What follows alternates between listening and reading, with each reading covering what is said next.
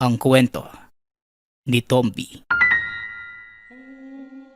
Ang kwentong ito ay hango sa totoong buhay. Mula ito sa isa nating tagapakinig. Karanasan ito ni Malik. Walang eksaktong taon. Probinsya ng Capiz. Nang mga panahong ito, namamasukan bilang katiwala si Malik sa edad na 17 sa isang mayamang pamilya sa Capiz. Dayo lamang ito sa lugar. Nakiusap na sa bahay ng amo manuluyan. Wala namang naging problema at naging maayos ang paninilbihan niya. Aminadong naninibago sa paligid at maraming bagay ang inaaral. Lalo na ang pakikipagsalamuha sa mga kasabayang katiwala. May isa silang kasamahan na masyadong tahimik. May ikse at limitado ang mga salita. Nagtataka ang binata sa ugali nito dahil taliwas sa datingan ng itsura. Matikas, brusko at yung tipong hindi babanggain ng kahit na sino. Minsan na siyang nagtanong dito ngunit binaliwala lamang. Wala ring ideya ang ibang kasamahan dahil hindi naman ito nagkukwento sa personal na buhay. Bale, wag mo nang pansinin niyang si Jaco. Kahit anong tanong mo, hindi kanyan sasagutin. Hindi nga namin alam kung pipi ba yan o ayaw makipagkaibigan.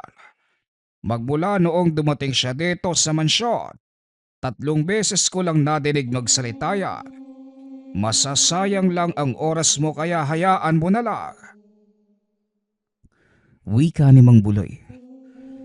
Naguguluhan lang po kasi ako, Mang Buloy. Tahimik siyang tao, pero yung itsura niya siga. Parang yung bossing sa kanto na walang tigil sa pagsasalita dahil naninita ng mga tao. May ganyan po kasi sa amin doon sa pinanggalingan ko eh. Tugon ni Malik. Hindi pare-pareho ang tao, Malik. May iba na umaangkop ang pisikal na ugali. Meron ding kagaya ni Jaco. Ay nako, wag na natin siyang pag-usapan. Halika na bago pa malaman ng mga amo natin na nakatayo lang tayo at nag-uusap. Wika ni Mang Buloy. Iniwanan nila ng pansin si Jaco at nagpatuloy sa trabaho. Buong hapon silang nagkukumpuni ng sasakyan. Samantalang abala naman si Jaco sa pagsasaayos ng sirang bahagi ng bakod. Wala sa bahay ang amo. Kakalis lamang para mangibang bayan upang sa isang mahalagang negosyo. Silang 3 lamang ang naiwan. Nagsiuwian sa probinsya ang mga kababaihang katulong. Kasagsagan din ng mahal na araw. Sinusulyapan niya si Jaco dahil habang tumatagal, parang may nangangamoy hindi maganda sa ilong. Mang Buloy, wala po ba kayong napapansin? Kanina ko pa po naaamoy na mabaho, malansa. Ano ba yun? Napakasakit naman sa ilong. Tanong ni Malik. Hindi na magawa pang magsalita dahil tumitindi ito sa bawat paghampas ng hangin. Pati si Mang Buloy, napapansin na rin ang kakaibang amoy. Baka may nagtambak ulit ng basura dyan sa tabi. Hayaan mo, pupuntahan ko mamaya. Alam mo naman itong mga kapitbahay dyan walang pinipiling lugar sa pagtatapon. Halika nga rito, pakiabot nga ng plies. Aba, ano ba yung tinitingin-tingin mo dyan, Malik? Gusto mo ba siyang tulungan kesa sa akin? Tanong ni Mang Buloy. Hindi naman po, Manong. Sa banda kasing yan ang gagaling yung amoy. Tapos parang may kakaiba talaga sa kanya. Tugon ni Malik. Ikaw talaga. Kung ano-ano na yung napapansin mo. Kung hindi tayo magkakilala, iisipin kong may gusto ka kay Jaco. Magpaawat ka nga, iho. Tulungan mo ko rito para matapos na. Hoy! Hoy, balik! Muling wika ng matanda. Isinawalang bahala na lamang niya ang napansin. Hindi nagtagal. Nawala rin ang nakakasulasok na amoy. Nagpatuloy sila sa gawain hanggang sa natapos. Pagsapit ng gabi, sila na lamang dalawa ni Mang Buloy ang naghapunan. Hindi sumabay si Jaco. Ang sabi ng matanda, hindi naman talaga ito sumasabay sa kanila. Sa kwartong tulugan kumakain na para bang ayaw malaman kung anong putahe ang nilulunok. Dumagdag ito sa listahan ng pagtataka. Kahit anong gawin, kahina-hinala ang tao para sa kanya.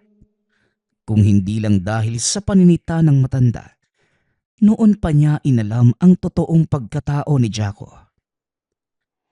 Pagkatapos nila sa kusina, nagsara kagad ito ng mga pinto at bintana. Pinatay ang mga ilaw.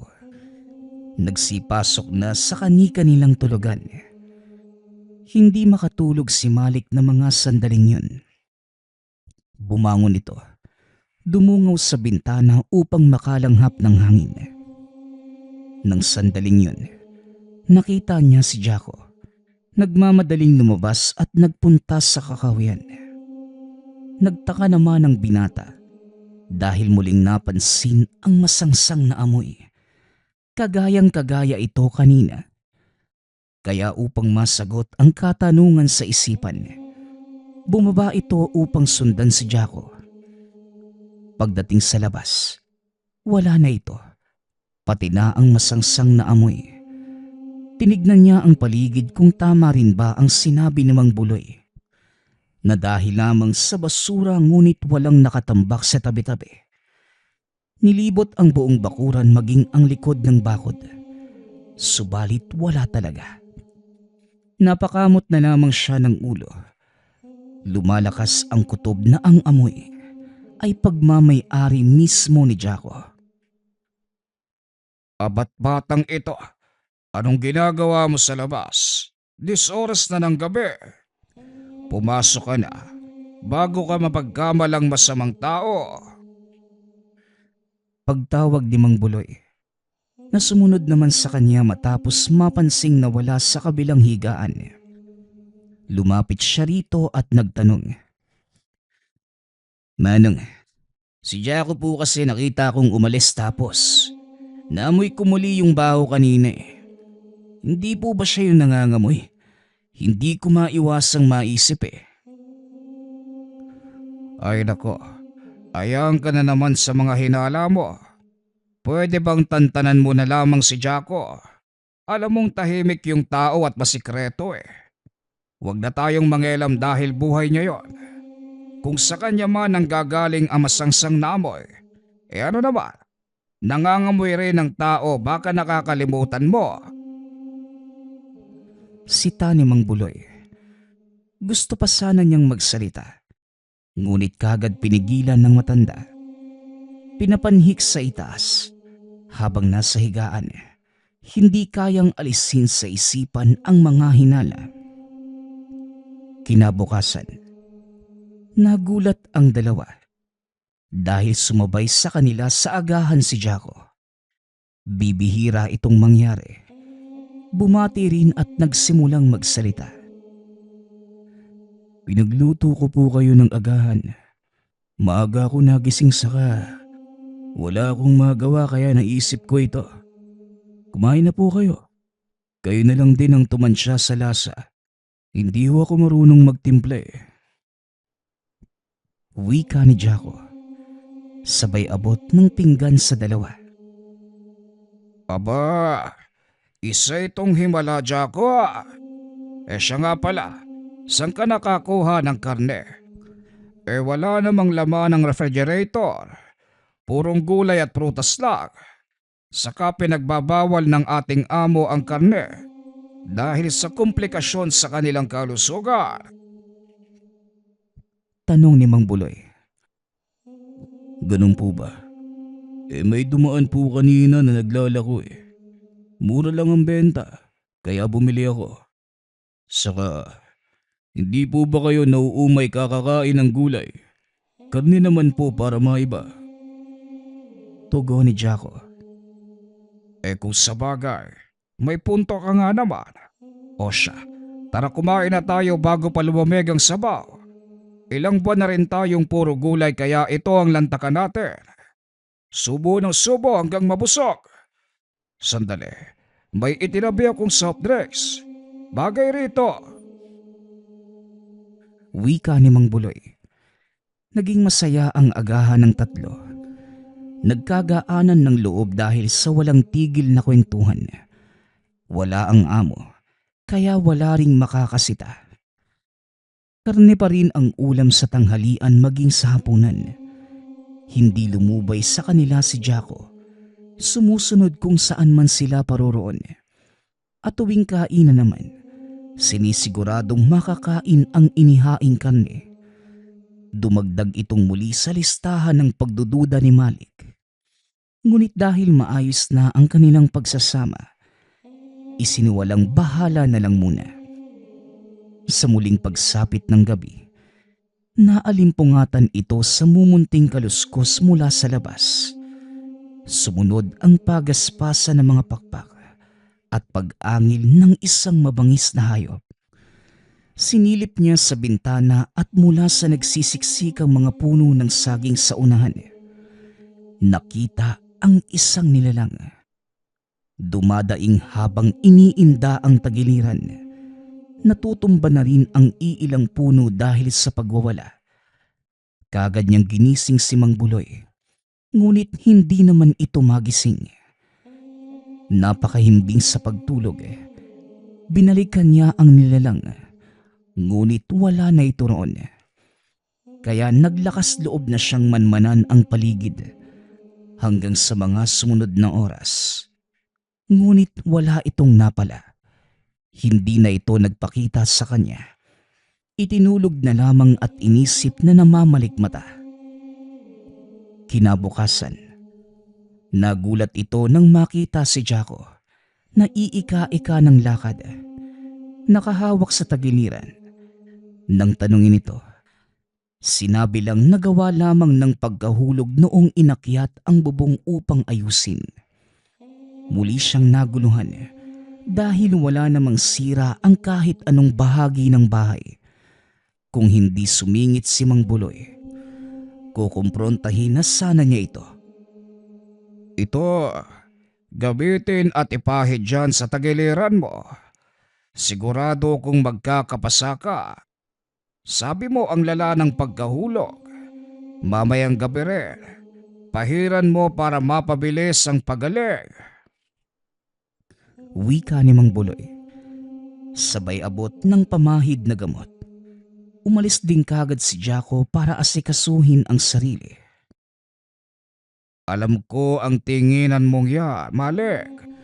Ano na naman ba ang napansin mo kay Jaco? Hinay-hinay ka lang dahil makakahalata na siya. Hindi man kagad pero balang araw. Malay natin, mamaya o bukas. Maging alisto ka lang talaga dahil mahirap kalabanin ang katulad niya. Wika ni Mang Buloy. Napatingin ito ng diretsyo sa matanda at bumakas sa mukha nito na tila may alam sa pagkatao ni Jaco. Mang Buloy, may alam po ba kayo kay Jaco? Napapansin niyo rin ang napapansin ko ano? Bakit wala kayong sinasabi? Tanong ni Malik. Kagad naman itong pinatahimik na matanda.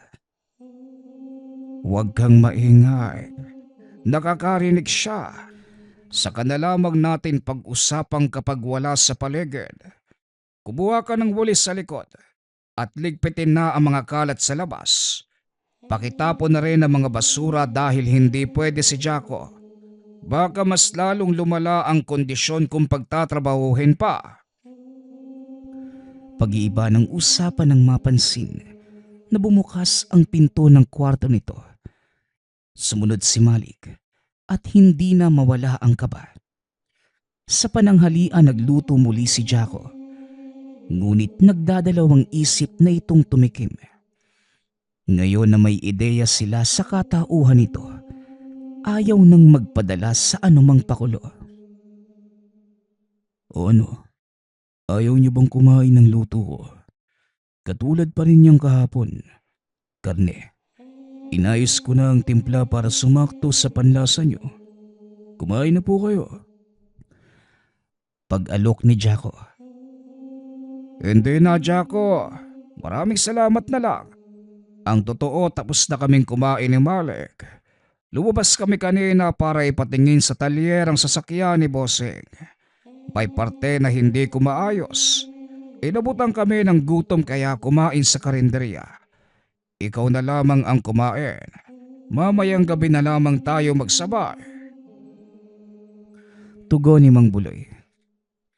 Inayos nito ang tono para hindi maging masama ang dating kay Jaco. Tumango na lamang ang binata. Hinayaan sila ngunit sa sulok ng mga mata. Nakita nito kung paano mainis. Nagmamadaling nagligpit at saka lumabas ng tahanan. Mang Buloy, sabihin niyo nga sa akin kung anong nalalaman niyo kay Jaco. Matagal niyo na palang napapansin. Yung karne na pinakain niya sa ating kahapon. Anong klaseng karne yun? Tanong ni Malik. Noong una, duda ko dahil naaamoy ko pero nawala rin kalaunan. Natigil na ang aking hinala. Meron yata siyang ginagamit na kung ano. Kagabi noong nakita kong nagbago ng anyo. Sigurado na. Bago mo pa ako ginising, alam ko na. Bumangon ako para magbanyo at napansin ang ingay sa labas. Siya ang naroon. Kitang-kita ko kung paano siya nagpalit ng anyo. Balik, ipapakiusap ko mag-iingat ka, lalo na sa pagmamanman at pagsasalita. Kaunting pagkakamali lang, pwede ka nang mapahamak. Delikadong tao si Jaco. Hindi siya ordinaryo kagaya natin. Nagkakaintindihan ba tayo? At tungkol sa karne noong nakaraan, huwag kang mag-alala. Karne yon ng baka. Pagpapaliwanag ni Mang Buloy. Marahang tumango si Malik. Nakahinga ng maluwag nang malaman kung saan nagmula ang karne. Magmula ng sandaling yun, alerto na silang dalawa. Kasabay nito ang pagkapansin ni Malik kay Mang Buloy.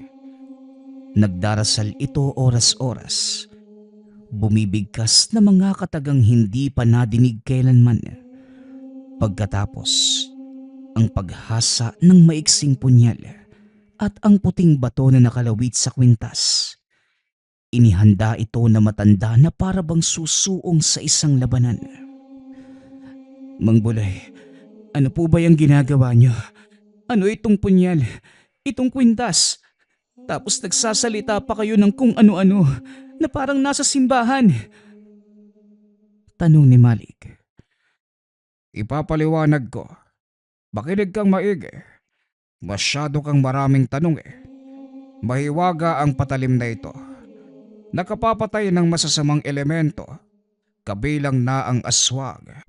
Habang itong palawit naman, hindi ordinaryong bato. Bato omo na isang mutya. Ang binigkas ko naman ay mga orasyon. Gamit ito ng isang antingerong mamamatay aswang. Ano, kuha mo na ba? Ayoko na ng mahabang usapan. Tama na yun. Tugon ni Mang Buloy. Namangha si Malik sa nalaman. Hindi maiwasang mapangiti dahil may naaalala. Kung ganun, kagaya ka pala ni Mang Nesyo, doon sa amin. Antingero din siya eh. Kapag nakakakita sila papa ng aswang, siya kagad yung tinatawag para puksain. Napakagaling po niya. Siguradong kayo rin po ano? Aba oo naman. Kung hindi mo na itatanong, panunugis ng aswang ang inaatupag ko bago ko napadpad dito sa mansyon. Gabi-gabi akong nakikiramdam at bawat nilalang na mapapansin ay pinapatos ko. Walang umuubra sa bisa ng aking tangan. Idagdag mo pa ang galing ko. Ako pa! Wika ng matanda na may halong pagmamalaki. Nagtawanan pa sila dahil sa pagbibiro at lingid sa kalaman nila na nakikinig si Jaco sa kabilang kwarto. Natigil lamang nang mapansin ni Mang Buloy ang kakaibang bakas sa hangin. Kagad nitong pinatahimik si Malik. Ay nako, sa tingin ko nahuli na tayo, Malik. Napakadaldal mo kasi. Sa kaingayan ng dila mo, nadala tuloy ako. Pabirong sisi nito kay Malik. Sasagot pa sana ito. Ngunit kagad sinenyasan dahil sa paglabas ni Jaco. Dumiretso ito sa baba at lumabas. Nakatunog si Mang Buloy sa kilos, kaya muling nagbigay ng babala. Alam na niya, Malik. Mag-iingat ka. Kung pwede, wag na wag kang lalayo sa akin para maipagtanggol kita kung sakaling maisipan niyang umatake. Mainit ang ulo ni Jaco kapag nasasagad ang galit. Siguradong hindi ito makakapagpigil. Wika ni Mang Buloy. Kinakabahang tumango lamang si Malik. Isinasa isip ang sinabi ng matanda. Matapos ang hapong yun, hindi na umuwi si Jaco sa mansyon. Nagtataka na rin si Mang Buloy kung nasaan ito. Nag-aalala sa posibleng mangyari lalo na kung mambibiktima. Batid niyang wala ni isang manunugis sa lugar. Sa karatig bayan lamang meron at sa pagkakakilala niya, pumipili ng sasalakayin yung walang makakakontra. Hinabaan nila ang pasensya at naghintay. Dumating naman kinagabihan ngunit malaki ang pinagbago. Umiiwas, hindi tumitingin kahit kanino at nagkulong lamang sa kwarto. Nang nagpatuloy ang ganitong sitwasyon, naglakas loob na ang matanda na alamin ang nangyayari. Palapit pa lamang sa pinto ng kwarto, aktibong-aktibo na ang tanga nitong mutya. Jaco, hindi ka ba lalabas? Nakahanda na ang lamesa. Sabay tayong maghapon ng tatlo. Naghihintay na si Malik sa kusina. Halika na bago pa lumamig ang sabaw. Wika ng matanda. Napabuntong hininga si Mang Buloy pagkatapos magsalita. Bumibigat ang pakiramdam sa samyong hatid ni Jaco. Kalat na kalat ito sa hangin. Kagad ding nagpigil nang magbukas ang pinto. Mang Buloy, mauna na lang po muna kayo sa pagbaba. Susunod po ako maya-maya lang. O sige, magmadali ka dahil kanina pa nakahanda ang mga pagkain ha. Nakakahiyang paghintayin ng grasya. Wika ni Mang Buloy. Tumango lamang si Jaco sa kanya. Lumakad na rin at dali-daling inihanda ang mangkok na paglalagyan ng sabaw para dito. Ilang sandali pa, nagkasalo na silang tatlo. O ito, nilagang manok na merong malunggay at papaya. Hinaluan ko na rin ng tanlad para may amoy. Pampagana ng kain. Ito ang sayo, Malik. Paabot naman ang mangkok mo, Jaco, para maipagsando kita. Wag na po, Mang Buloy. Ako na lang po. Maupo na po kayo at ako na ang magsasandok ng sakin. Wika ni Jaco. Pumayag naman ang matanda at hinayaan itong kumuha ng ulam. Naging tahimik ang mga sumunod na sandali. Napansin ng dalawa na may pagdadalawang isip si Jaco sa tuwing susubo. Ngunit hindi sila nagpahalata. Bagkus, nagpatuloy lamang sila sa pagkain upang makumbinsi itong walang inihalo sa pagkain. Ang sarap talaga pag ganito ang ulam. O sakto kasi maulan. Pambihira ang daling magbago ng langit ha. Kanina sobrang init, ngayon naman umuulan na. Oh, Umigop pa kayo ng sabaw para makasabay sa sama ng panahon. Lumalamig na rin ang hangin. Wika ni Mang Buloy. Sabay sandok ng sabaw sa bawat mangkok. Habang tumatagal, nakumbinsi nila si Jaco na ganadong-ganado sa paghigop.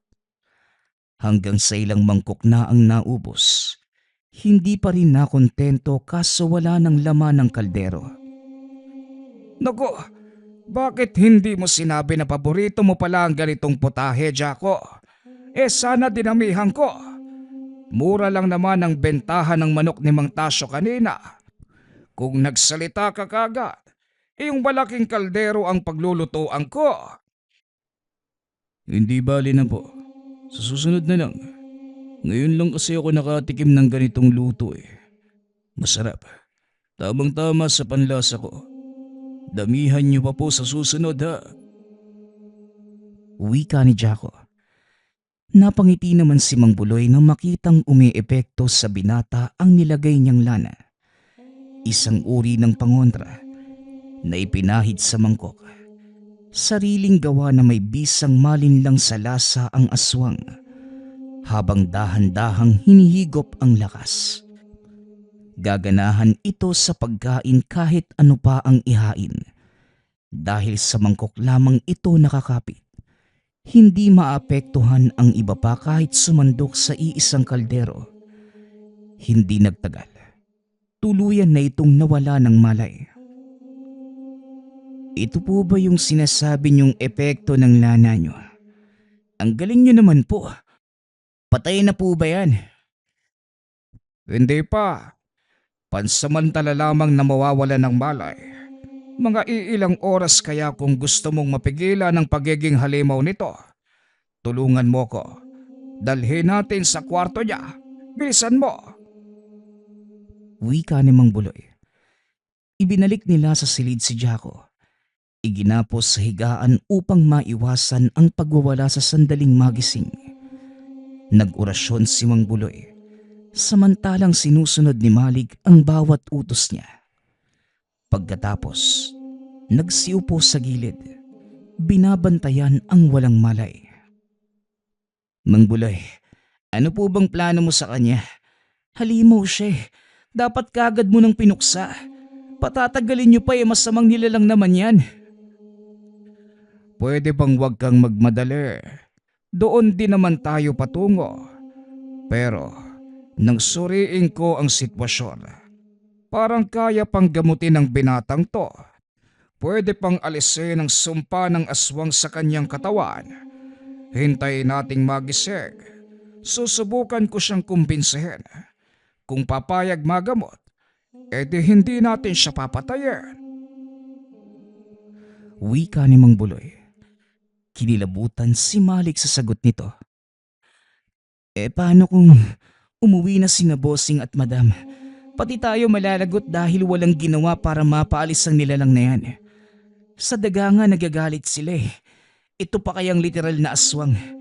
Mang Buloy, gawin na po natin ang nararapat bago pa makabalik yung mga amo natin. Sa makalawa pa yon babalik. Hindi naman aabot ng ilang araw bago magising si Jaco. Kalmahan mo lang dyan.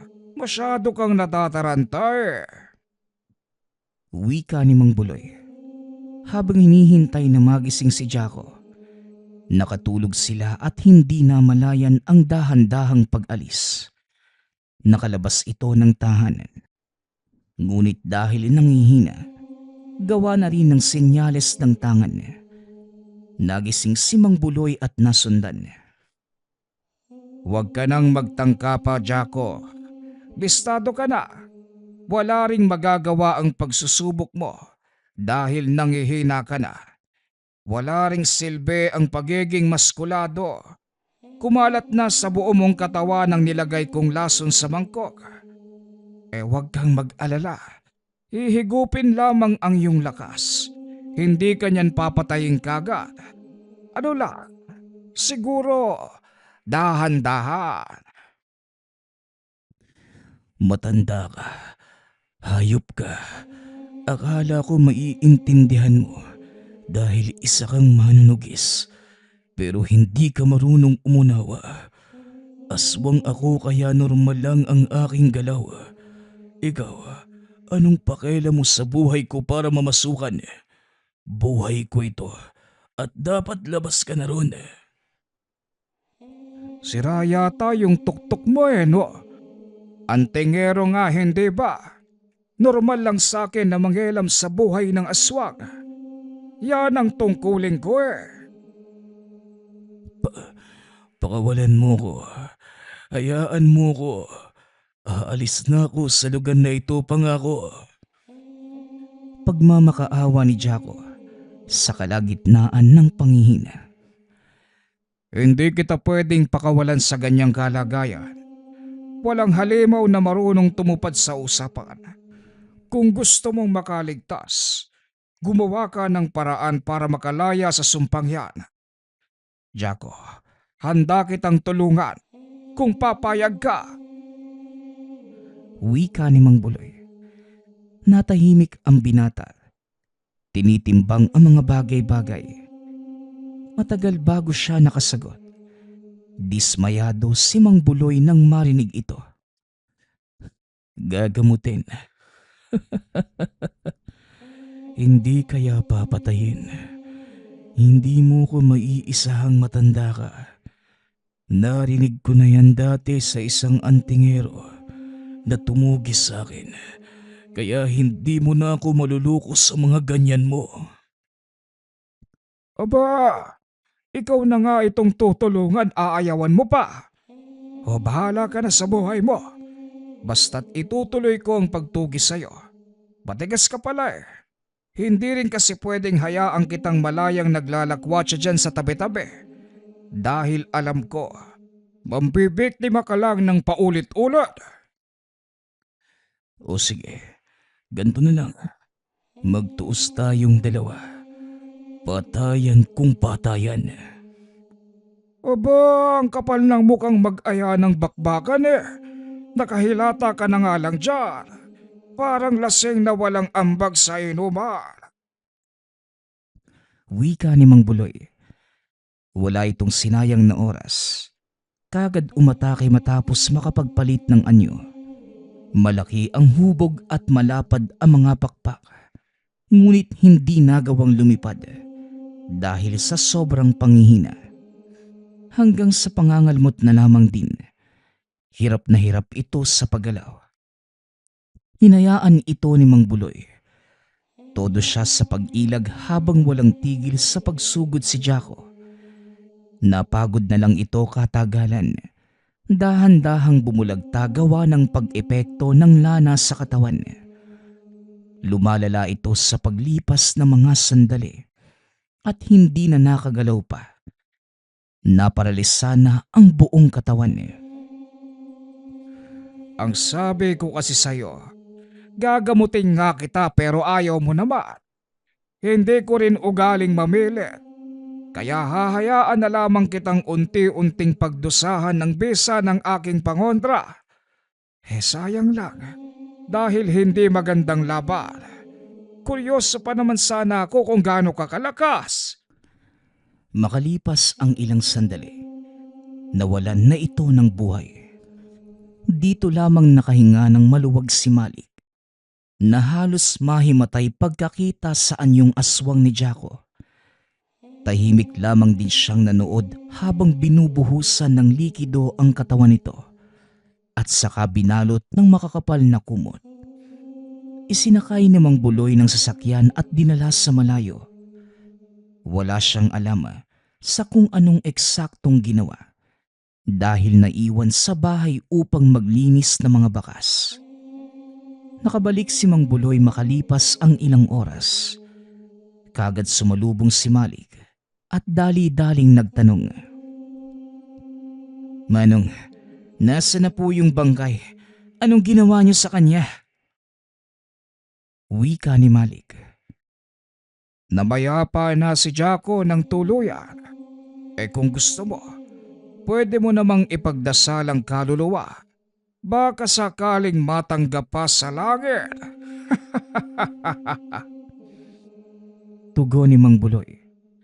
Kumuha ng mga kagamitan upang linisin ang pinagkargahang sasakyan. Hindi na ito nagtanong pa. Nagtiwala na lamang sa matanda. Sa pagkawala ni Jaco, iniligpit nila ang mga gamit at inalis ang bawat bakas na natira sa kwartong tulugan man o sa kahit saang parte ng tahanan. Pagkarating ng amo, sinabihan nilang umuwi na ito ng probinsya. Hindi na nais magtrabaho sa kanila dahil sa personal na rason. Naging kumbinsido naman kaya't walang maraming tanong. Nanatili sa pagitan nilang dalawa ang katotohanan. May mga pagkakataon na gustong sabihin sa mga amo ang totoo sa tuwing mababanggit ang pangalan ni Jaco. Ngunit minabuting manahimik na lamang dahil ayon kay Mang Buloy, hindi sa lahat ng pagkakataon katotohanan ang dapat isiwalat. Merong iba na mas mainam gawing lihim upang hindi na maungkat pa ang nakaraan. Ang susunod nating kwento ay mula sa isa nating tagapakinig. Karanasan ito ni Jaime. Walang eksaktong taon. Camarines Sur. Kasalukuyang laman ng usap-usapan sa lugar si Jaime dahil sa kaibigan niyang si Mon. Ayon sa sabi-sabi ng mga tao, ito ay anak ng nag-iisang aswang sa baryo. Ngunit hindi naman naniniwala ang binata dahil matagal na niyang kilala ang kaibigan. Simula elementarya hanggang sa kasalukuyang edad na 29. Parehong wala pang asawa. Mahilig lamang mangolekta ng mga sinaunang almires. Binibili ito sa kanila ng lolo ni Mon sa halagang 10 piso. Kaya naman madalas na pumupunta ang dalawa sa pinakaliblib na lugar at maghapong naguhukay. Kapag sinaswerte, nakakakuha din sila ng mga ginto sa lugar. Dagdag pa ni Jaime, kung talagang aswang man ang kaibigan, tutugisin niya din ito balang araw. Nagumpisa na itong basahin ang librong ginamit ng yumaong lolo na dating isang antingero. Malakas ang paniniwala ni Jaime na kapag nasa ulo niya ang mga panalangin, magtataglay na siya ng presensya, katulad sa mga manggagamot. Sa tagal din ng pagkakaibigan ng dalawa, kabisado na din ni Jaime ang daan papunta sa tahanan ni Mon. Sa katunayan, mas madalas itong naririto kesa sa sariling tahanan. Ang bahay ng kaibigan ay nakatirik sa pinakatuktok ng isang bundok at ni isang kapitbahay wala kang makikita. Ayon dito, ito ang pinili ng ina na tirhan dahil malaya silang nakakapamuhay at malayong malayo sa panghuhusga ng mga tao. Napapansin rin ni Jaime na hindi palalabas ang ina ni Mon dahil sa mga gawa-gawang istorya ng mga tao sa lugar. Isang araw, maagang nagbabasa si Jaime ng libro ng lolo. Sa ilang linggong pag-aaral, marami na ding nais sa ulo dahil siniseryoso ni Jaime ang pagsasabuhay ng mga salita. Habang nasa kalagitnaan ng pagbigkas, biglang kumatok sa pinto ang kaibigan at sinabing kailangan nilang umakyat ng bundok dahil sa nabalitaang may iba pang mahahanapan na mga almires. Dali-daling itinago ni Jaime ang libro. Pinagbuksan ng kaibigan para pagpahingahin muna habang naghahanda ng mga kagamitan. Nang matapos, nagsimula ng maglakad ang dalawa paakyat sa bundok na binanggit ni Mon. Halos 3 oras din ang tinagal ng paglakad ng dalawa. Pagkarating sa lugar ay namangha naman si Jaime dahil halos lahat ng puno sa lugar kayubanggina ang kulay. Wala ng mga buhay ngunit tuwid pa rin ang pagkakatayo. Hindi naman pinansin ng kaibigan ang pagkatulala niya. Patuloy lamang sa paglalakad. Nakasunod lamang si Jaime sa kaibigan. Sa ilalim ng walang buhay na kay Mito, dito sila nag-umpisang magukay. Habang patuloy sa ginagawa, napansin ni Jaime na tila seryosong seryoso ang kaibigan na makuha kung anuman ang nasa ilalim. Ni hindi ito nagpapahinga. Tutok na tutok ang mga mata sa lupa, kaya naman napatanong na si Jaime. Ang sabi kasi ni Lolo, dito daw matatagpuan yung pamanang Almirez na itinago ng ninuno nila. Kailangan nating mahanap yun, Jaime. Tapos, paghatian natin yung bayad na 100. Wika ni Mon habang abala sa paghukay. Hindi man maintindihan kung ano ang ibig sabihin ng kaibigan. Nagpatuloy na lamang si Jaime sa paghukay. Halos mag-iisang oras nang makaramdam si Jaime ng matigas na bagay sa pwesto. Dali-dali niyang tinawag ang kaibigan at si Mon na mismo ang nagpatuloy ng paghukay. Nang tuluyang mahugot ang Almirez, abot tenga ang naging ngiti ni Mon. Tinulungan na ni Jaime sa pagpupunas ang kaibigan. Pagkatapos, sabay nang pumunta ang dalawa sa tahanan ng lolo ni Mon. Habang naglalakad, napansin ni Jaime na iba ang daan na tinatahak nila papunta sa bahay na matanda. Kaya napatanong na ito sa kaibigan dahil baka nadadala lamang ito ng emosyon. Hindi, Jaime. Tama lang yung dinadaanan natin. Lumipat na ng tahanan si Lolo eh. Bumalik na sa dating bahay na pamana pa ng mga magulang niya. Bilisan na natin. Nasasabik na akong makita yung reaksyon ni Lolo. Wika ni Mon habang tuwang-tuwa dahil sa dala. Nagpatuloy lang ang dalawa sa paglalakad. Pagkarating sa bagong tahanan ng matanda, nanlaki ang mga mata ni Jaime pagkatungtong sa pintuan.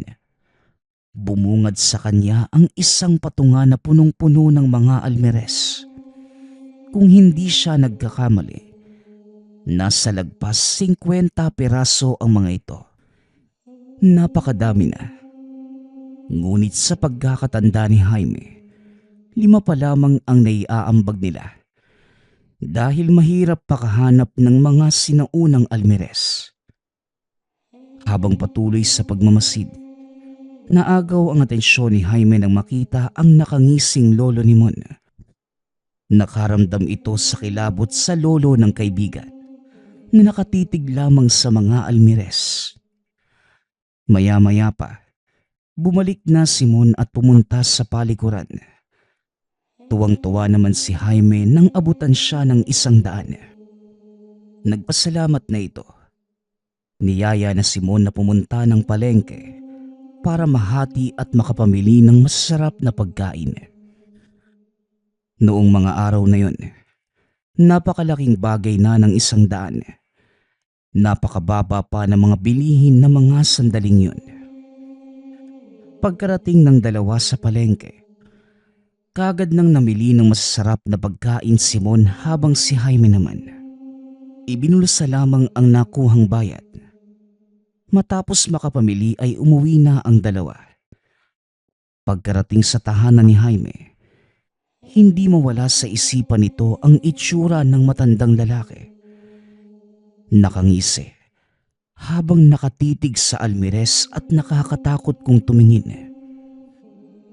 Pagsapit ng 6:00 ng gabi, may kung anong pumasok sa isipan ng binata. Kinuha ang librong gamit sa pag-aaral ng mga buhay na salita. Pagkabuklat ng unang pahina, nabatid nitong kakaiba ang nakasulat. Ngunit binanggit pa rin ito ni Jaime sa mahina at nagtatakang boses. Nang walang ano-ano bumungad ang lolo ni Mon na nakangisi mula sa harapan niya. Halos hindi makagalaw si Jaime na mga sandaling yun. Dahil paanong nangyari na bigla na lamang itong lumitaw sa harapan. Sinubukan itong magbanggit ng mga dasal sa isipan. Ngunit may mga boses na pumipigil sa kanya para mabanggit ito ng maayos. Habang pinipilit muling magbanggit ng mga kataga, nakatitig lamang ang matanda sa kanya at halos ilang minuto ang tinagal. Ngunit nabaling ang atensyon ng may maamoy na parang nasusunog. Dali-dali niyang sinundan ang usok at nataranta nang makitang nasusunog lahat ng libreta ng lolo. Sinubukan niya itong apulahin gamit ang tubig ngunit hindi basta-bastang nawawala ang apoy. Sinabuyan din niya ito ng buhangin. Ngunit wala pa rin naging epekto at nakaramdam ng galit nang makita ang humahalakhak na matanda habang nakatitig sa apoy. Sa puntong yon batid na ni Jaime na hindi ito ordinaryong nilalang dahil sa mga nakitang kakayahan. Kaya naman napatakbo ito papunta sa kusina para kunin ang itak at pagkahawak niya. Dali-daling bumalik sa pwesto ng matanda. Ngunit wala na siyang naabutan. Maya-maya pa, nakakita ito ng malaking aso na naglalakad sa bakuran. Hinabol ito ni Jaime, ngunit bigla na lamang nawala nang makalabas sa bakuran. Bumalik na lamang siya sa loob ng tahanan. Habang nakaupo, napansin ang librong hinawakan bago pa man dumating ang matanda. Ngunit nang buklatin, wala na ang mga nakasulat. Ni isang letra ay wala nang natira. Napakabilis na mga pangyayari. Ni hindi pa nga nawawalis ang mga nagkalat na abo ng mga natupok na libro. Dumagdag naman ang librong bigla na lamang nawala ng laman. Natulala na lamang ang binata. At sa labis na pag-iisip, hindi na nakatulog at kinaumagahan. Pumunta sa albularyo, dala ang librong nawala ng laman. Nang tignan naman ito ng albularyo, napangiti na lamang ito at sinabing, "Nako, napabilang ka na sa ginamit ng nilalang para makuha ang mga koleksyon niyang almeres na ginagamit para makarinig ng mga ungol ng nag-aagaw buhay. Lingid sa kalaman ng nakararami, ang ginang na pinagbibintangan nilang aswang ay biktima lamang din ng papalit-palit anyo ng matanda. Madalas nitong gamitin ang wangis ng sariling anak para lamang makapangbiktima. Ang tungkol naman sa almeres na nakuha mo, itinago ito ng lolo mo bago pa man siya nabawian ng buhay. Minsan na din itong nakasagupa ng lolo ng kaibigan mo. Sa normal na tao, mukhang ordinaryong gamit lamang yun. Ngunit sa bata ng mga nilalang na yon, isa yang kayamanan dahil pamana pa ito ng mga kaninu-ninuan ng mga aswang. Isang napaka-ektibong almeres ang hinukay nyo. Dahil kahit hindi ito itapat sa tenga ng mga aswang, rinig na rinig nila ang boses na nagmumula rito." Wika ng albularyo. Dahil sa nadinig, nakaramdam ng kaba si Jaime. Ngunit napawi nang binigyan siya ng albularyo ng isang agimat na pangontra sa umaaligid na mga aswang. Hindi nagtagal, nagpaalam na rin ito at umuwi na ng tahanan. Magmula ng araw na yon, wala nang nangyari na ano paman kay Jaime. Samantalang hindi na rin nakita pa ang kaibigan at ang lolo nito. Nagawa pang matanong ni Jaime ang ina ni Mon kung nasa nito. Ngunit ang naisagot na lamang ng Ale, wala naman itong anak. At sinong Mon ang sinasabi ng binata? Dahil dito mas lalong lumakas ang paniniwala ni Jaime. Nakasabwat ng nilalang si Mon. Ngunit ang nakakapagtaka kung bakit walang kaalam-alam ang sariling ina. Lumipas pa ang 1 taon. Muling naging matunog ang usap-usapan patungkol sa inanimon dahil sa hindi na nakayanan ang panghuhusga ng mga tao. Tinulungan ito ni Jaime na lumipat sa kabilang baryo. Kasabay nito, tatapos na rin ang usap-usapan patungkol sa mga aswang. At sa paglipas pa ng mga panahon, ang lahat ay naging alaala na lang para kay Jaime. Ipinagpatuloy ang pag-aaral para maging isang ganap na albularyo sa tulong ng kakilalang manggagamot. Hindi man naging malinaw kung ano nga ba talaga ang ugnayan ng ginang sa kaibigang Simon. Ngunit nanatiling malinaw sa memorya ni Jaime na minsang naranasan ang pagtanggap ng bayad mula sa isang aswang.